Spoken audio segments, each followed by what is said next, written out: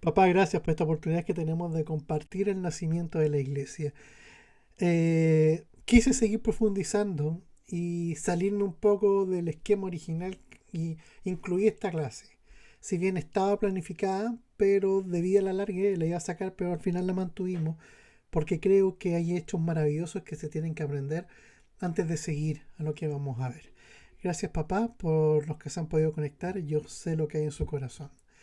Y que los demás, si bien han pasado problemas personales, yo sé que Patty y Mari están con el internet horrible en Perú, no se han podido conectar. Kevin lo más probable es que le haya tocado trabajar, así que por eso no está conectado.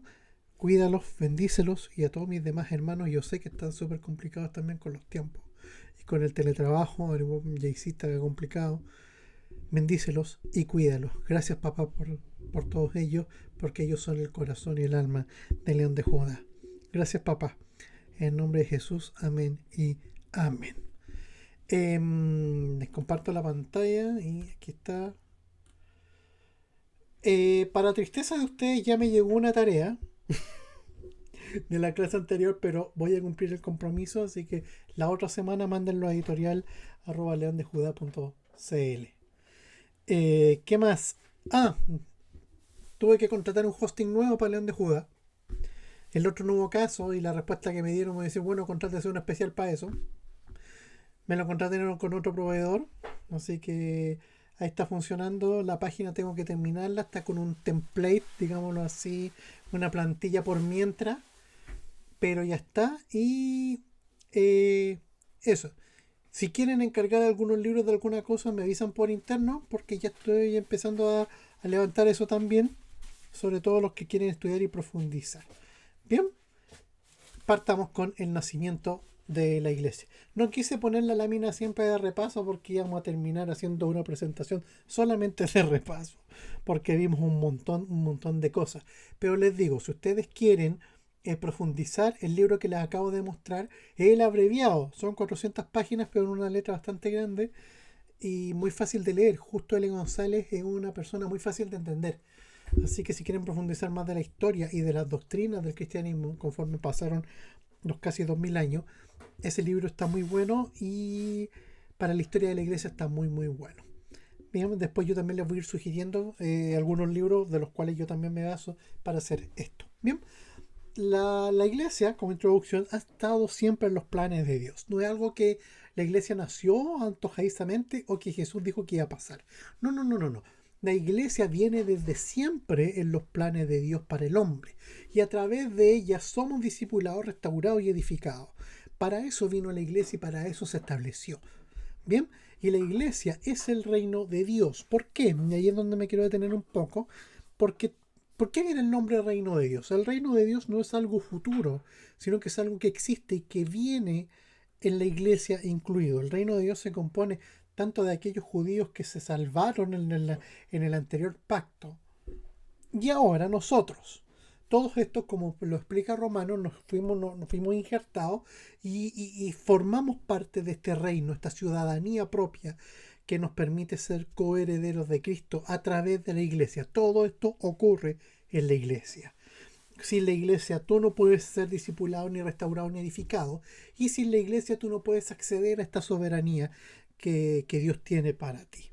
Jesús habló en futuro de ella, pero ahora es presente. La iglesia es algo que existe ahora como reino. La iglesia ha estado con nosotros desde el aproximadamente 33 después de Cristo y no se ha ido. Ha tenido bajones y ha tenido restauraciones, ha tenido reformas, porque para mí reforma y restauración no son lo mismo. Eh, ha tenido despertares, avivamientos, pero la iglesia sigue estando, con todas las apostasías en el medio y con los intentos de los reformadores y de los restauradores porque vuelva al modelo que está descrito muy, muy, muy bien y muy lindo en Hechos de los Apóstoles.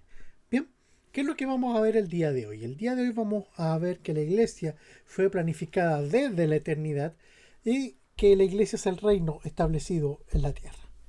Bien, planificada desde la eternidad. La iglesia fue parte del plan de Dios para la humanidad desde siempre. la iglesia permite traer la luz de Cristo para la salvación, como dice Juan 3:16. ¿Se podría decir o afirmar que a pesar de la pandemia la iglesia sigue haciendo la pega? Sí. La iglesia ha sabido funcionar en pandemia. Lo que no ha estado es el congregarse físicamente en el templo. Pero si es que tú analizas la historiografía de la iglesia, es que la iglesia nunca habitó templos en sus primeras 2 generaciones. El primer templo propiamente tal del que se tiene registro está en una ciudad llamada Dura Europos, y que fue una casa que se habilitó para el culto. Tenía un bautisterio, tenía un sector para biblioteca, tenía un sector donde comían y otro sector que era como un gran recibidor, ni siquiera así con banquita, no, era como un gran recibidor y todos se ponían ahí para escuchar al predicador y sería. Recuerden que el culto, como nosotros lo tenemos, es una herencia del modelo católico que Lutero reforma y que también sigue limpiando, por llamar así, Calvino. Pero nuestra forma de culto sigue siendo heredada del catolicismo. No ha cambiado. El modelo primitivo aboga por algo mucho más simple. Pero la iglesia, lo único que le ha pasado en pandemia es que no se ha podido juntar en el templo. Pero la iglesia no necesita el templo para ser iglesia. La iglesia son todas las personas que se ponen de acuerdo para adorar a Dios en conjunto. Podemos también convertirlo en una especie de iglesia local por el tipo de doctrina y por todo lo que conllevan todos juntos y que se ponen de acuerdo en eso. Pero la iglesia sigue existiendo. La iglesia no se detuvo ni en la Edad Media, menos se va a detener ahora, con pandemias peores. Recuerden que la historia registra pandemias igual de terribles: la peste negra, la peste bubónica, la gripe española, y así han ido, y la iglesia ha sobrevivido. Como les contaba, la iglesia es parte del plan de Dios para la humanidad y ella ha permitido traer la luz de Cristo para la salvación, como dice Juan 3:16, que de tal manera amó Dios al mundo que ha dado su único hijo para que todo aquel que no se pierda, mas tenga vida eterna. Todas las personas que vienen a Cristo y siguen al Señor entran a la iglesia. Y Dios la planificó, la profetizó, la prometió y también la edificó. La planificó desde la eternidad, la profetizó desde, desde los tiempos del Antiguo Testamento, ya lo vamos a ver. Lo promete con Jesús y con Juan el Bautista y la edifica con los discípulos, con los apóstoles.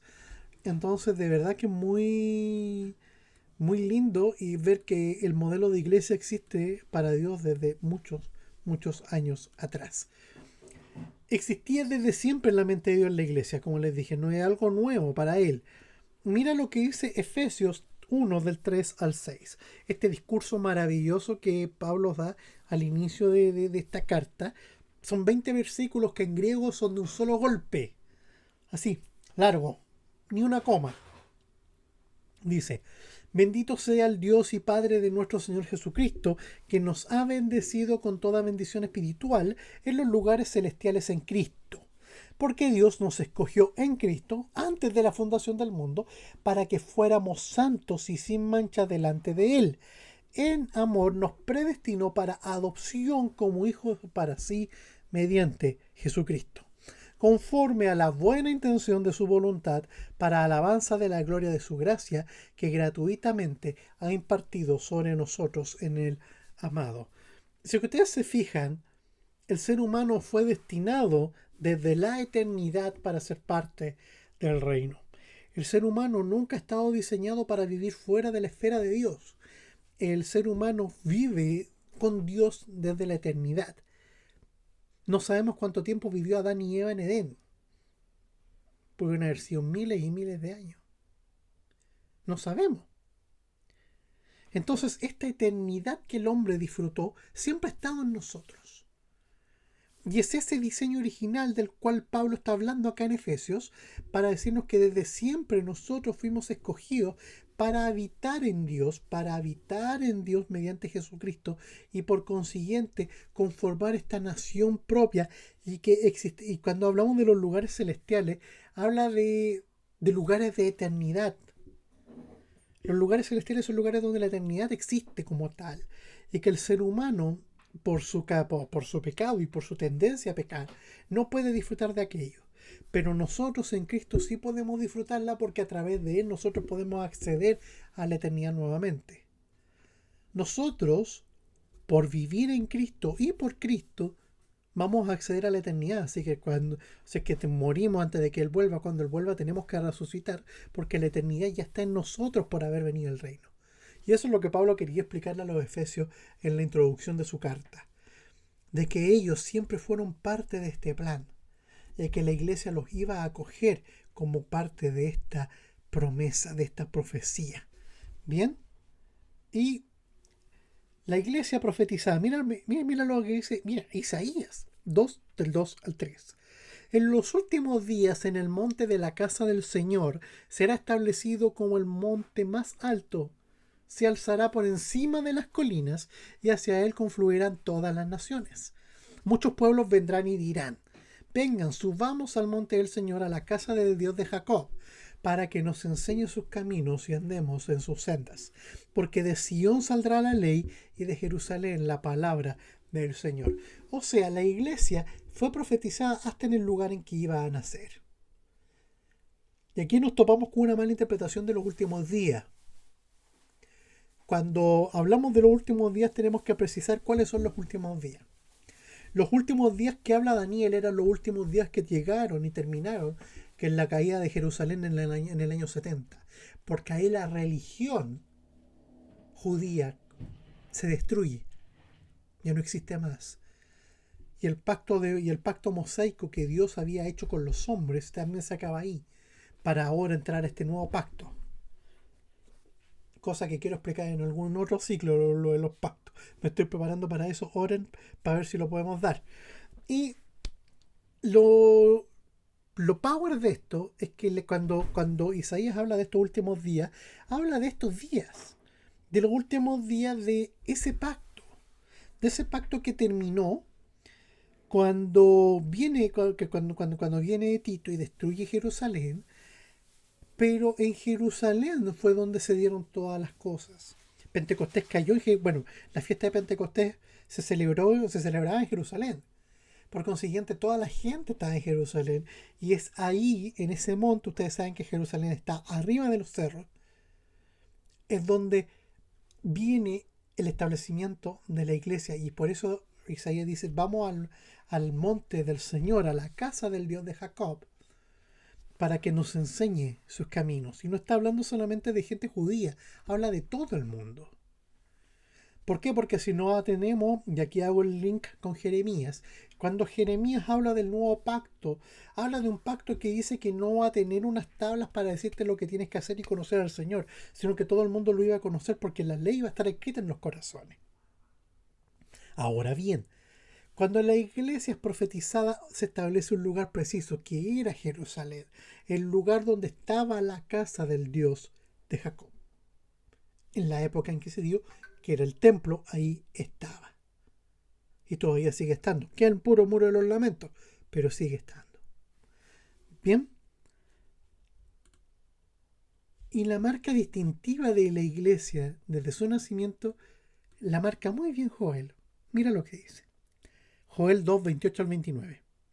Y sucederá que después de esto derramaré mi espíritu sobre toda carne, y sus hijos y sus hijas profetizarán, sus ancianos soñarán sueños, y sus jóvenes verán visiones. Y aún sobre los siervos y las siervas derramaré mi espíritu en esos días. O sea, Joel profetiza la llegada del Espíritu Santo, con estas señales que fueron distintivas de los cristianos y que siguen siéndolo. Lo que pasa es que el pentecostalismo las mal utilizó porque no supo entender los contextos. Pero el pentecostalismo clásico sí supo entenderlo. Y por eso trataron de cuidarlo lo más posible. Estoy hablando del pentecostalismo clásico, la gente de los primeros avivamientos de Gales, de India, de Azusa Street en Los Ángeles, California o aquí mismo en Valparaíso. Eso, cuando nace el pentecostalismo, entiende el versículo de Joel, que habla de una visitación poderosa del Espíritu Santo, pero que el Espíritu Santo ya estaba. Simplemente se le había cortado el accionar. Y esa es la marca distintiva de una iglesia desde su nacimiento. Estas señales, un Espíritu Santo derramado sobre todas las personas, que Dios puede utilizar en cualquier momento a alguien para dar una profecía. No digo que va a estar constantemente y un desorden. No, no, no. Dios a veces ocupa a cierta persona para decirte algo puntual y listo. Y esa persona no tiene oficio de profeta. El Señor le dijo, dile a esta persona esto y listo, se va. Sus ancianos soñarán sueños. Pasan cosas. Sus jóvenes verán visiones. Suceden. Y los siervos y las siervas tienen el Espíritu. El Espíritu Santo siempre ha estado con la iglesia y es su marca distintiva. El Espíritu Santo no está con nosotros a través de manifestaciones locas, pero sí en estos detalles.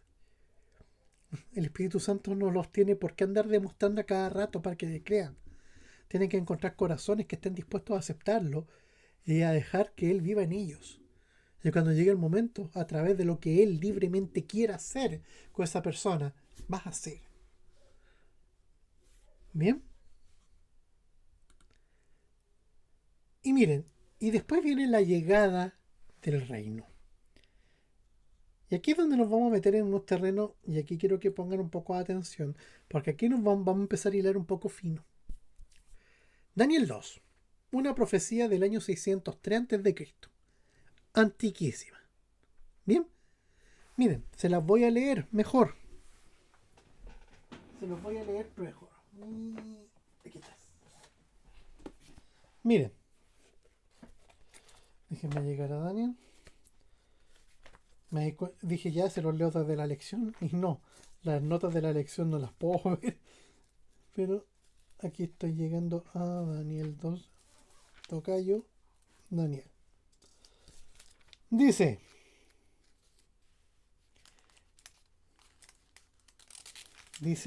así, el versículo capítulo 2.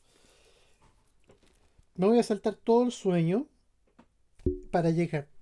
Contexto: Nabucodonosor ve una estatua, cabeza de oro, cuerpo de plata, los muslos de bronce y las piernas de hierro junto con pies de barro, mezclados con hierro.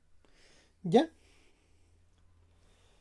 Y después de... Y ahí donde se levanta Daniel da la interpretación y dice: este es el sueño, ahora diremos ante el rey su interpretación. Usted, oh rey, el rey de reyes, a quien el Dios del cielo ha dado el reino, el poder, la fuerza y la gloria, y donde quiera que habiten los hijos de los hombres, la bestia del campo y las aves del cielo, él los ha entregado en su mano y lo ha hecho soberano de todos ellos, usted, en la cabeza de oro. Después de usted se levantará otro reino inferior a usted, y luego un tercer reino de bronce que gobernará sobre toda la tierra. Y habrá un cuarto reino, tan fuerte como el hierro, que tritura, así es él, y triturará y desmenuzará a todos estos. Lo que usted vio, los pies y los dedos, parte de barro de alfarero y parte de hierro, será un reino dividido, pero tendrá la solidez del hierro, ya que vio el hierro mezclado con barro corriente. Así es como los dedos de los pies eran parte de hierro y parte de barro cocido. También porque parte del reino será fuerte y parte será frágil. En cuanto al hierro mezclado con barro corriente, que ha visto, se mezclarán mediante simiente humana, pero no se unirán el uno con el otro, como no se mezcla el hierro con el barro. En los días de estos reyes, el Dios del cielo levantará un reino que jamás será destruido, y este reino no será entregado a otro pueblo. Desmenuzará y pondrá fin a todos aquellos reinos, y él permanecerá para siempre. Tal como usted vio que una piedra fue cortada del monte sin ayuda de manos, y que desmenuzó el hierro, el bronce, el barro, la plata y el oro, el gran Dios ha hecho saber al rey lo que sucederá en el futuro. Así pues, el sueño es verdadero y la interpretación es fiel. Cuando Daniel le da esta interpretación a Nabucodonosor, habla de esta estatua. Estas estatuas son 4 épocas y 4 imperios en los cuales vinieron antes del establecimiento del reino de Dios. El primero es el oro, que es Babilonia, como hablábamos en el versículo 38. ¿Por qué? Porque Nabucodonosor era el rey de Babilonia. Bien, el imperio babilónico tuvo una extensión pequeña, pero fue fuerte y culturalmente poderoso. Por eso el oro. El resto del cuerpo era de plata. Después vieron el reino, el imperio asirio. Ciro, que es el que se lee en Nehemías, era del rey del imperio asirio. Y si bien tenía fuerza y todo eso como la plata, pero no era tan espectacular como Babilonia. Después, los mulos de bronce pertenecen a Grecia y ese bronce iba a gobernar todo el mundo. ¿Por qué Grecia gobernó todo el mundo? Sencillo. Aquí es donde entra la historia a ayudarnos a entender la teología. Grecia estaba formada por muchas ciudades-estado. Existía Esparta, existía Atenas y existía Macedonia. Tú solamente nombrar los más famosos. Macedonia tenía un rey, Felipe o Filipo. Filipo tuvo un hijo llamado Alejandro. Ese hijo se hizo cargo muy joven del reinado, cerca de los 14, 15 años. Y al igual que como lo soñó su padre, se puso a conquistar.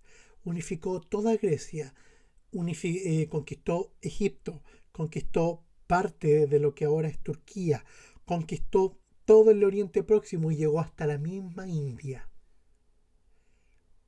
Fue la extensión de imperio más grande antes del Imperio Romano.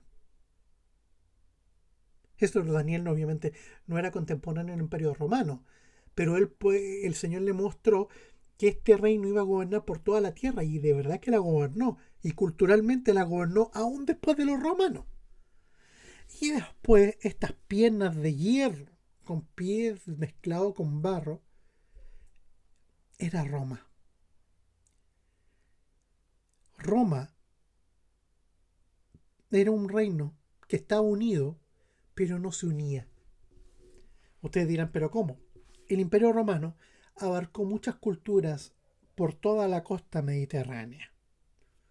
Gente que hablaba ruso, gente que hablaba hebreo, gente que hablaba latín, gente que hablaba persa, gente que hablaba las lenguas bárbaras. Y así. Cada pueblo tenía su propia idiosincrasia. Nunca pudieron los romanos establecer una sola cultura. Cada lugar tenía su propia cultura. Nunca pudieron ser un solo reino. Como toda Babilonia, que todos eran babilonios, que todos los asirios, que eran todos asirios, los griegos, que eran todos griegos. Incluso, y por eso se levantó la rebelión de los macabeos, porque los judíos no querían que su gente fuera griega. Porque ocupaban el templo para poner un gimnasio y los hombres entrenaban desnudos. Incluso tenían sexo homosexual. Y como estaban circuncidados para que no los discriminaran, se ponían prepucios falsos. Imagínense. Culturalmente Grecia los siguió dominando. Incluso Grecia dominó culturalmente a Roma. Pero Roma destruyó los otros imperios y destruyó a quien se le metió por el frente. Roma es el imperio militarmente más poderoso que existió. Ni Napoleón pudo, ni España pudo, que son los otros imperios fuertes que existieron. España fue el más grande, pero nadie con el poder de aplastar y destruir y masacrar como Roma. Roma lo tuvo. Es por eso que aplastó y destruyó a todos ellos. Eso era lo que Daniel quiso hablar. Pero ¿dónde la iglesia juega con esta estatua? ¿Dónde aparece la iglesia? Mira, versículos 44 y 45, en la primera parte del 45, leyendo la NBI. En los días de estos reyes, el Dios del cielo establecerá un reino que jamás será destruido ni entregado a otro pueblo, sino que permanecerá para siempre y hará pedazos a todos estos reinos. Tal es el sentido del sueño de donde la roca se desprendía de una montaña, roca que, sin la intervención de nadie, hizo añicos al hierro, al bronce, al barro, la plata y el oro. Esta piedra viene de un monte alto. El monte siempre se ha ocupado. Dios era el Dios de los montes porque hablaba en las montañas. Jerusalén se estableció en una montaña. Y esta piedra viene de un monte pequeña y destruye desde los pies que simbolizan a Roma, destruye esta estatua. Significa de que este reino iba a destruir a todos los poderes del mundo conocido y se iba a establecer como un nuevo reino. Así de poderoso. Y ojo, que a Jesús se le llama la piedra desechada del ángulo. O sea, y Jesús habla del establecimiento de la iglesia a través de cuando Pedro habla de que su confesión era la roca fundacional de la iglesia. O sea, esta pequeña roca simboliza esto en el sueño de Daniel. Es por eso que la estatua es tan importante para entender cómo nace la iglesia. ¿Quedan dudas hasta ahí? No, está buenísimo, Exe, disculpa. Perfecto, sigamos. Profetizada por Juan y prometida por Jesús, lo que les contaba antes. Miren lo que dice Juan el Bautista. Decía, arrepiéntanse porque el reino de los cielos está cerca. Mateo 3.2 del NBI. O sea, Juan el Bautista la profetizó, hablando del reino, y él dijo, está cerca. ¿Por qué? Porque faltaron unos pocos años. Juan es uno de los mayores profetas del Antiguo Testamento. Jesús mismo dijo que no hubo mayor profeta en Israel que Juan el Bautista. Lo que pasa es que no tenemos obras escritas de lo que pudo haber hecho Juan, ni tampoco tenemos precisión de cuánto pudo haber durado su ministerio. Pero sí, Juan fue un poderosísimo profeta y el último profeta de Israel. No se levantó otro después de Juan. Y él profetiza este reino que se acerca y viene, ya en camino, ahí andando encima de nosotros. Y después Jesús la promete. Mira lo que dice Mateo 16:18. Y yo te digo que tú eres Pedro, y sobre esta piedra edificaré mi iglesia, y las puertas del reino de la muerte, o Hades, por eso lo puse entre corchetes, porque otras versiones dicen Hades, no prevalecerán contra ella. Aquí estamos hablando de la confesión de Pedro. Cuando todos le dicen, él le pregunta a sus discípulos, ¿quién dice la gente que soy yo? Que soy Elías, que eres Elías, otro de los profetas, la reencarnación de Juan el Bautista, whatever. Ya, ¿y ustedes quién dicen que soy? Y salta Pedro y dice, tú eres el Cristo o el Mesías, el Hijo del Dios viviente. Y el va y le dice, bendito seas tú, Simón, hijo de Jonás, y desde ahora tú eres Pedro. Y ahí es donde entra la mala interpretación del versículo por parte de los católicos. Y sobre esta roca, por la confesión que él da, estableceré, dice el versículo textual, y sobre esta roca edificaré mi iglesia. La roca no es Pedro. La roca es la confesión de Pedro, en la cual dice que Él es el Cristo, el Hijo del Dios viviente. O sea, Cristo es la piedra fundamental sobre cual la iglesia se construye. Y es la iglesia, y es la piedra que golpea esta estatua y que destruye los reinos. El cristianismo puso en jaque a Roma, a tal extremo que Roma no pudo contra él y lo convirtió en su religión.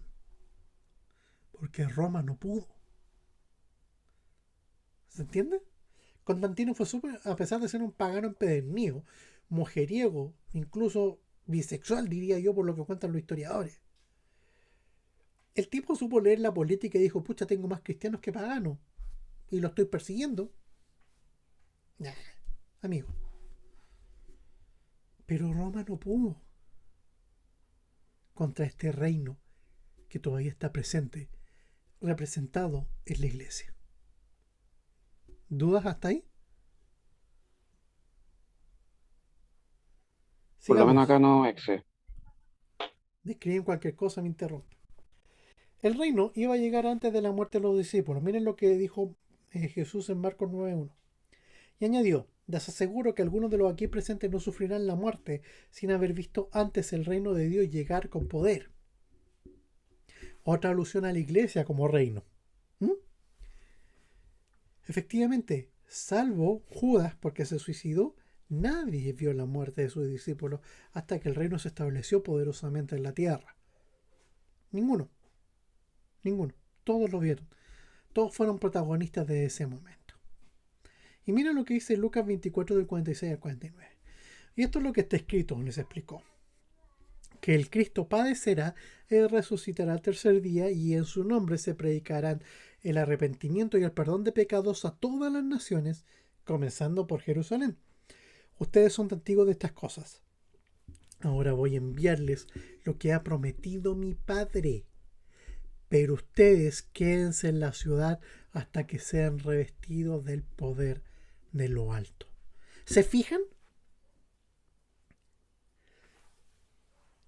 Lo que ha prometido mi Padre, que era la iglesia del prometido, y ustedes quédense en la ciudad para que sean revestidos del poder de lo alto.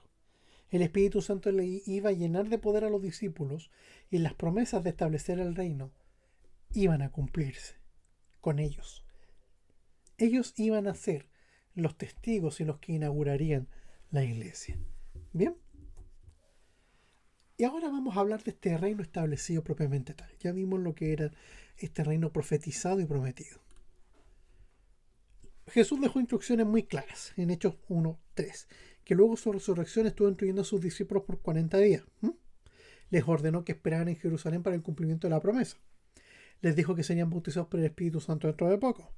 Y también les prometió que serían sus testigos y que anunciarían su evangelio, primero en Jerusalén y después para el resto del mundo. Hechos 1:8 y Isaías 2:3 hablan de eso.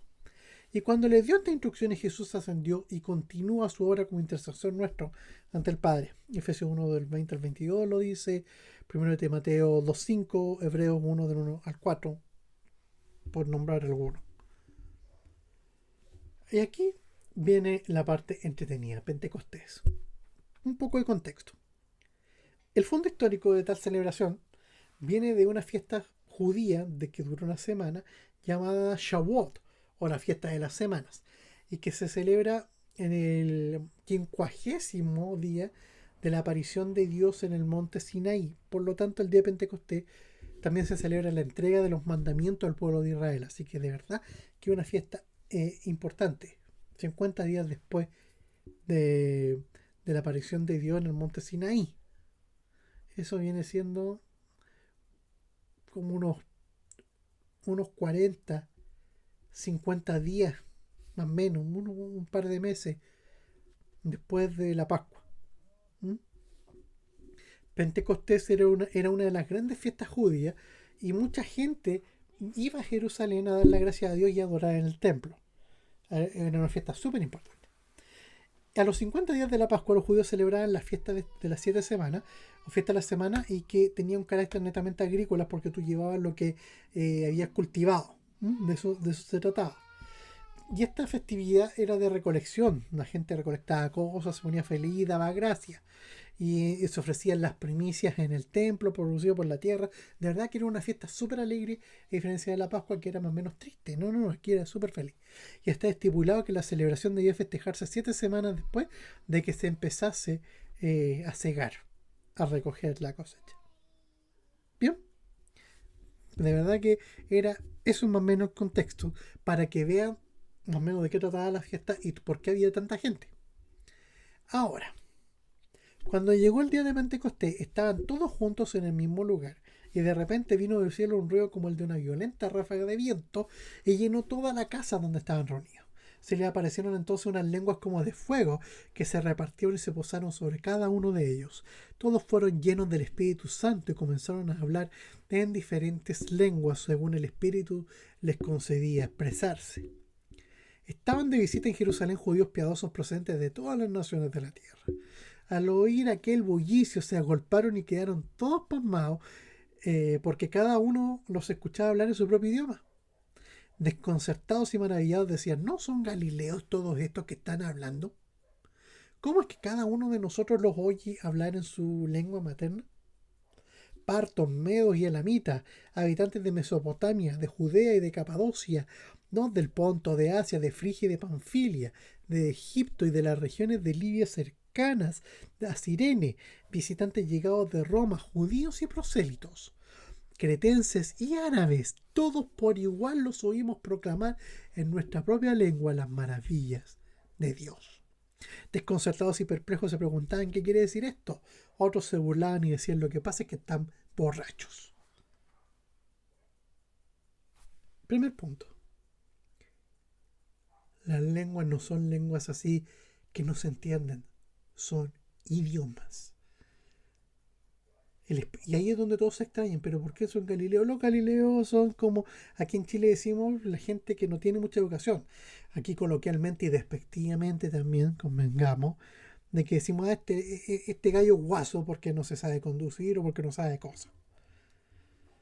Es como, no sé, gente que no sé cómo explicarlo de otro modo. Gente que no tiene mucha instrucción. Los galileos no se caracterizaban por ser gente muy instruida.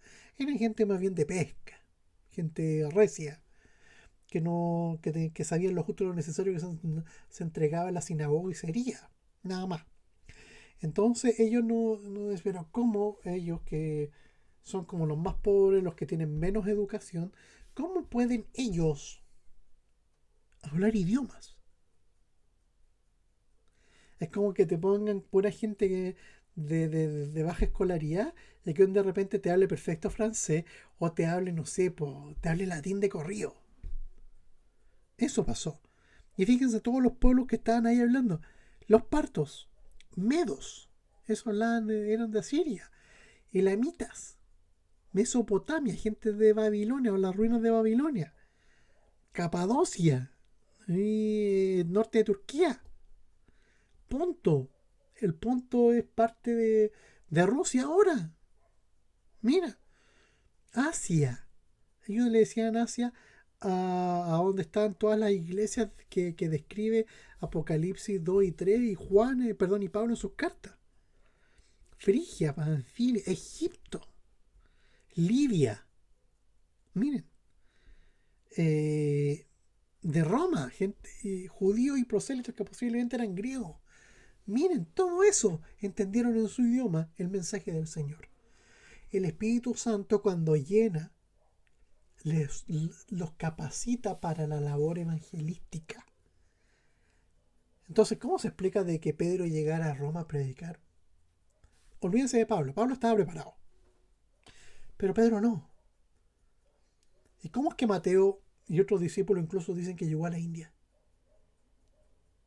¿Cómo se comunicaron? ¿Cómo Juan llega a Grecia? Y fue por esto, porque fueron llenados por el Espíritu Santo y capacitados, dándoles milagrosamente la capacidad de hablar en idiomas distintos, para que todo el mundo pudiera entender el mensaje. Sí, fue espectacular. Y la inauguración de la iglesia fue aún más espectacular. En Hechos 2, 14 al 40 leemos de que Pedro confiesa lo que había pasado recitando al profeta Joel. Aquí Pedro arma el primer sermón de la iglesia. Pedro ya no era el temeroso, el atarantado, no. Aquí ya era un tipo lleno del poder de Dios, seguro, porque sabía muy bien lo que había pasado con su Señor y sabía que todas las profecías de él se habían cumplido a cabalidad en este momento. Y va y le dice, Pedro confiesa que lo que había pasado recitando a Joel, lo que les dije anteriormente.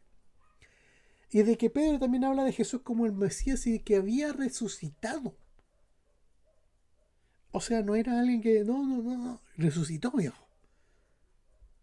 Y recordó el pacto con David de que iba a poner al Mesías en su descendencia. Recordó el pacto. Y después declaró que Jesús había sido hecho y Señor y Mesías por Dios, no por los hombres. O sea, eran palabras súper fuertes. Los fariseos se enfarisearon cuando escucharon todo esto. Y con esto la gente preguntó qué hacer. Imagínense, estaba tan convencido Pedro y estaba tan lleno del Espíritu Santo que se convirtieron en 3000. Con esto la gente preguntó qué hacer y Pedro les dijo que debían arrepentirse y bautizarse para el perdón de pecados.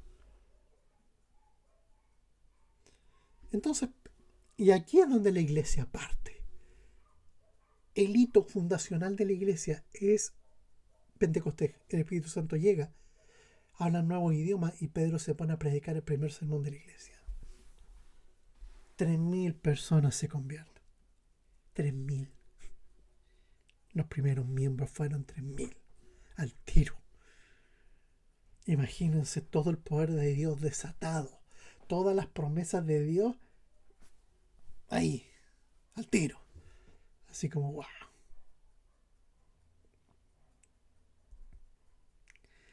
Y la iglesia también vivía en comunidad. Ellos estaban firmes en las enseñanzas de los apóstoles. ¿Mm? Los apóstoles predicaban y enseñaban.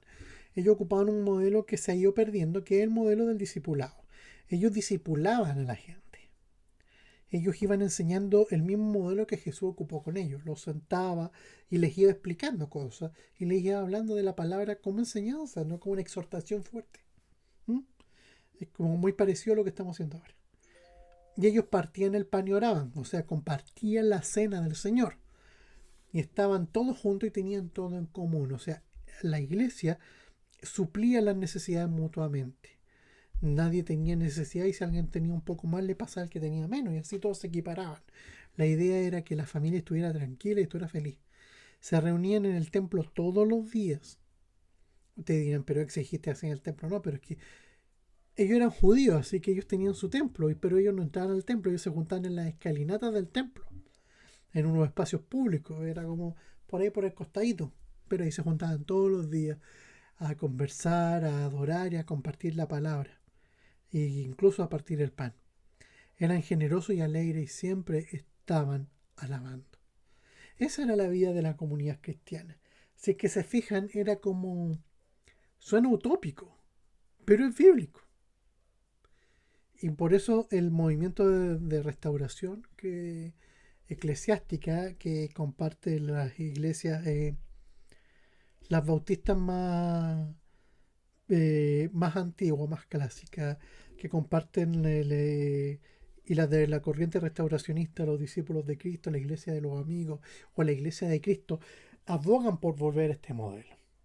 Un modelo donde todo es más simple, litúrgicamente también es todo más simple y el resto es vivir en comunidad el día a día tal cual como ellos vivían. Bien, para ir terminando. La iglesia es parte del plan de Dios para la humanidad. Siempre existió en los planes de Dios entregarle a la humanidad la iglesia.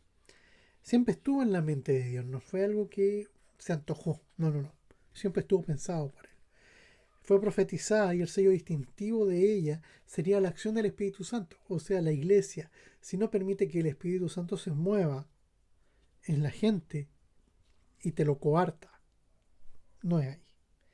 La iglesia fue establecida en un momento señalado en Daniel y en la visión de la estatua 603 años antes de Cristo. Muchos años. Se estableció cómo iba a ser y el momento preciso en el que sería. El reino fue profetizado por Juan el Bautista y prometido por Jesús y fue establecido antes de la muerte de sus discípulos. Y el Espíritu Santo descendió en la fiesta judía de Pentecostés, siendo este el hito de la inauguración de la iglesia. La iglesia vivía en una comunidad de amor donde todos vivían alegres, dedicados a la oración al discipulado, con alegría y supliéndose mutuamente las carencias. Ese fue el establecimiento de la iglesia y esta ramita de la historia de la iglesia que se las quise detallar un poco más porque era justo y necesario para que lo entendieran. Bien, eso, la lámina que viene en la tarea, pero olvídenla, no hay tarea la próxima semana. Les di una semana más para terminar con la tarea XXL que les puse, así que no se preocupen, ni siquiera la leemos. Bien, eso. Esta es la parte que Pedro habla en Hechos 2, ¿no? El primer discurso, sí, Iván, esa es. Puntualmente, esa es. ¿Te ¿Ah? puedo hacer una consulta, Exe? Dígame. Si bien es cierto, claro, bien dices tú, la iglesia comenzó con Hechos 2, ¿cierto? Con la venida del Espíritu Santo, lo que había prometido el profeta Joel, o no prometido, sino que compartido, por así decirlo, lo que Dios le entregó, le reveló. Pero ¿qué pasa con las antiguas personas, del antiguo pacto, por así decirlo? En términos de salvación, propiamente tal. Solo bastaba con el sacrificio de, del animalito, ¿cierto? Que llevaba el sumo sacerdote y ya, o simplemente esa gente se perdió. Es que el reino está conformado por por esos dos tipos de grupos, por llamarlo así. Nosotros estamos en un nuevo pacto. Este nuevo pacto nos permite entrar a este reino eterno. Este nuevo pacto en el cual habla de gracia, pacto de gracia. Este pacto es el que nos permite estar en la iglesia. El anterior pacto hablaba, contenía otras condiciones para la salvación, que estaban estipuladas. Y Dios no iba a invalidar ese pacto. No lo invalidó con la figura de Jesucristo. Simplemente no reformó, sino que estableció un nuevo pacto. Un nuevo pacto que no tenía letra, en el sentido de que no tenía tablas de la ley, ni nada de eso, sino que estableció un nuevo pacto en el cual nosotros, a través de la gracia, el sacrificio de Cristo, el mundo entero se iba a poder salvar. Y el mundo entero no era tanto este pueblo que él ya había escogido para salvación, sino que nosotros, el resto, los que no estamos bajo la promesa, nos podíamos salvar. Porque nosotros no estamos bajo la promesa que Dios pactó con el pueblo de Israel. Nosotros no estamos bajo eso. Sino ellos tienen su propio sistema, Dios los salvó y pactó con ellos otras condiciones para salvarse. Nosotros como cristianos nos regimos por el nuevo pacto y puntualmente por la doctrina de los discípulos que está contenida en el Nuevo Testamento. Y que ese tiempo para nosotros son los últimos días para ellos y que llegaron y se cerraron con la destrucción de Jerusalén y de ahí parte ya, bueno, ya estaban corriendo el nuevo pacto para nosotros, pero los últimos días de Daniel eran eso. Y los últimos días de Isaías eran eso. Porque ahí se cerraba el ciclo del pueblo de Dios y que la salvación iba a venir de Sion, pero bajo este nuevo pacto, bajo este nuevo pacto de gracia en el cual nosotros estamos ahora. No sé si te contesté. Sí, más que nada mi duda, en realidad a lo mejor no te lo planteé bien, era por los gentiles de esa época. Es que los gentiles de esa época tenían que hacerse prosélitos, tenían que circuncidarse, tenían que ir bajo la ley. Seguir en el fondo el activo pacto. Claro, El pacto, ahora no. Lo único que tal se nos vez de prohíbe a nosotros, Moisés, los no sé gentiles, cómo llamarlo. claro, no, tenías que hacerte judío prosélito. No Claro, podías venir así solamente así a salvarte, no como ahora, que nosotros nos acercamos al Padre a través de Jesucristo y estamos salvos. Ahí no estaba la figura de Jesucristo todavía puesta. Si bien Jesucristo es eterno y existe desde siempre, pero no sí. se había manifestado a la humanidad ni se había hecho hombre como para convertirse en el medio por el cual nosotros pudiéramos acceder a salvación. Lo mismo la figura del Espíritu Santo. El Espíritu Siempre ha Santo estado. siempre existe, siempre existió. Sin embargo, en el antiguo pacto está intermitente. Va y viene y a través de eso del Espíritu Santo Dios le habló a los profetas, pero puntualmente iba y venía. Claro. Y si es que te fijas, por ejemplo, Ezequiel habla de que el Espíritu Santo me llenó, de que Isaías también decía lo mismo y así. Mm, Pero era un asunto netamente para dar algo. Ahora el Espíritu Santo está con nosotros desde Pentecostés, no se ha ido. exacto. El Espíritu Santo está aquí, presente. Y el Espíritu Santo vive en ti. Y Él hace la obra regeneradora de pecado. Él te saca el pecado de encima y te hace libre y te hace justo y salvo. El Espíritu Santo sigue haciéndolo. Desde que bajó en Pentecostés para vivir con nosotros. Y está presente, así que no hay que invitarlo a que venga. Está ahí. Siempre está. La Trinidad es completa. Se ha revelado. Los judíos que están esperando un Mesías reconocen al Espíritu Santo, pero como que va y viene. El judaísmo no es trinitario. Nosotros sí somos trinitarios. Juan obviamente despliega en profundidad la acción de los tres, pero el Evangelio habla de Trinidad, habla de un Padre habla de un hijo que trae redención y habla de un Espíritu Santo que está contigo todos los días, hasta que Él vuelva. Eso. ¿Alguna duda? ¿Consulta hasta ahí? ¿No? Ya pues muchachos. Yo pensé que nos íbamos a demorar un poco más, pero no, nos demoramos menos. Y toda la conversa, no se preocupen, nunca sale a YouTube, la edito. Así que todo lo que se habla antes de la clase y después de la oración final no existe en YouTube. Así que olviden. ¿Sabes que me acordé de algo con respecto a lo de Constantino? Ujú. Claro que era bisexual, pues sí. Bueno, de hecho, muchos de ellos practicaban todo. Mira, mencionemos a un clásico, Calígula, era tremendo, tremendo. Calígula nombró senador a su caballo. Eh, Sí, imagínate. Podríamos decir que él era chiflado, Loco, estaba loco.